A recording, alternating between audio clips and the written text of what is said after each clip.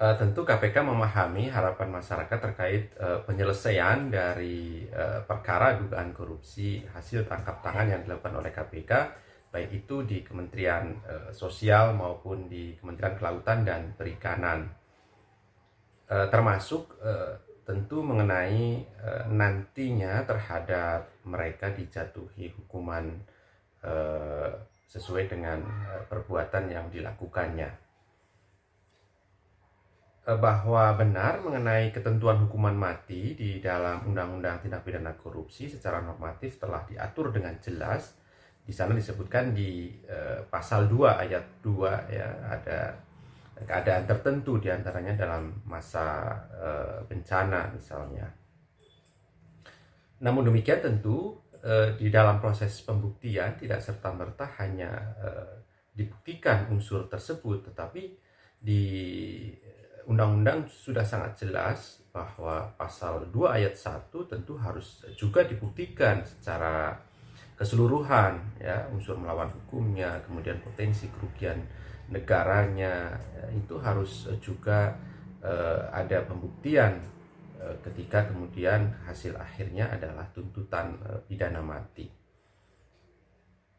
Perlu kami sampaikan bahwa terkait penanganan dua perkara saat ini, yaitu Kementerian Sosial dan di Kementerian Kelautan dan Perikanan, saat ini pasal yang diterapkan oleh KPK adalah pasal dugaan suap ya, jadi pemberian dan penerimaan suap yang di dalam undang-undang ancaman hukuman maksimalnya adalah seumur hidup.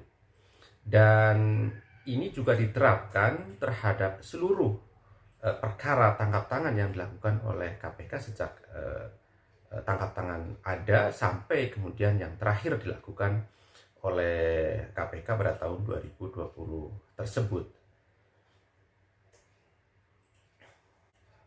Kami tegaskan bahwa di dalam proses penanganan perkara di Kementerian Sosial maupun Kementerian Kelautan, kemungkinan pengembangan penerapan pasal-pasal lain selain pasal suap, dalam hal ini adalah pasal 2 ataupun pasal 3 Undang-Undang Tindak Pidana Korupsi, sangat dimungkinkan.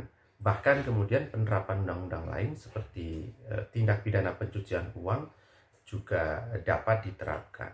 Namun dengan catatan tentu sejauh kemudian di dalam proses penyidikan yang saat ini masih berjalan, ditemukan dua bukti permulaan yang cukup untuk kemudian diterapkan ketentuan pasal-pasal yang berhubungan dengan kerugian keuangan negara dan juga ketentuan undang-undang tindak pidana pencucian uang.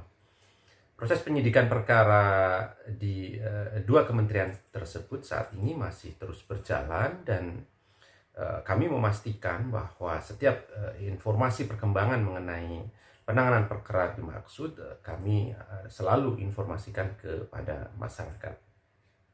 Terima kasih sudah nonton. Jangan lupa like, subscribe, dan share ya.